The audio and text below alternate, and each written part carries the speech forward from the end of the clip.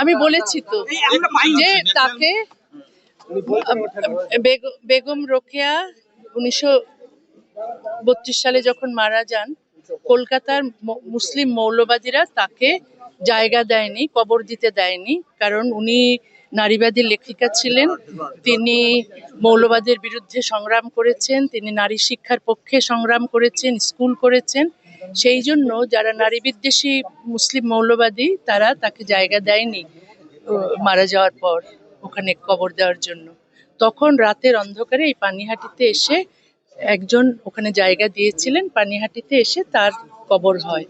সেই জন্য তাকে আমি এখানে শ্রদ্ধা জানাতে এলাম। এই কারণে আমি এই নারীবাদী লেখিকাকে সম্মান করি, শ্রদ্ধা করি। তিনি তার সময়ে সংগ্রাম করে গেছেন নারী শিক্ষার জন্য, এবং আমি আমার এখানে আসাটা আরো মুসলিম মৌলবাদের বিরুদ্ধে একটা প্রতিবাদ হিসেবেই আমি এখানে এসেছি। ম্যাম, ইউসিসিআই নিয়ে আপনি বলছেন লাগু করা দরকার ভারত পাকিস্তান। হ্যাঁ, অবশ্যই, সব পৃথিবীর সব জায়গায়, কারণ এটা হচ্ছে ধর্মীয় আইন যদি থাকে তাহলে নারীরা কোনো সমান অধিকার পায় না।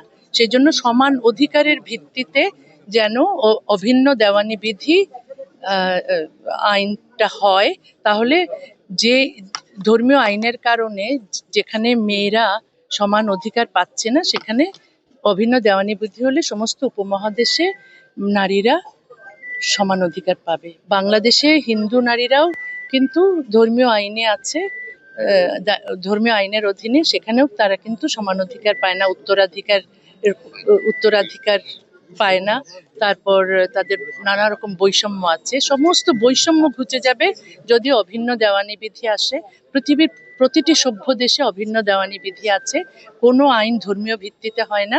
সমস্ত পারিবারিক বা এই ব্যক্তিগত আইনগুলো মানে ধর্মীয় আইন নেই ওখানে সমানাধিকারের ভিত্তিতে আইন আছে। এই জন্য শুধু উপমহাদেশের নয়, সমস্ত পৃথিবীর জন্যই সভ্য হওয়ার জন্য, সমাজকে সভ্য করার জন্য, নারীর সমান অধিকারের জন্য, মানবাধিকারের জন্য অভিন্ন দেওয়ানি বিধি আনতেই হবে।